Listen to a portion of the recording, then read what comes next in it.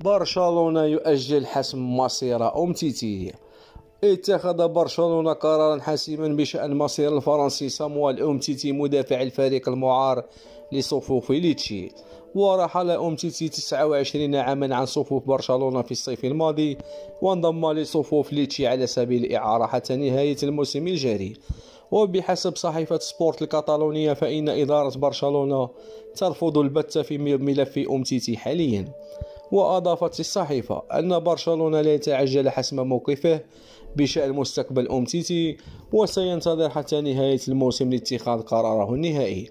وأشارت الصحيفة إلى أن الجهاز الفني للبارسا بقيادة تشافي هرنانديز يراقب باهتمام مدى تطور مستوى أومتيتي في الكالتشيو، ويرتبط أومتيتي بعقد مع البارسا حتى صيف 2026، وهناك اتجاه للاستعانة بمدافع جديد في الموسم المقبل بعد اعتزال جيرارد بيكي وعدم اقتناع تشافي بمستوى إيريك غارسيا، ما قد يقرب اللاعب الفرنسي من العودة إلى برشلونة.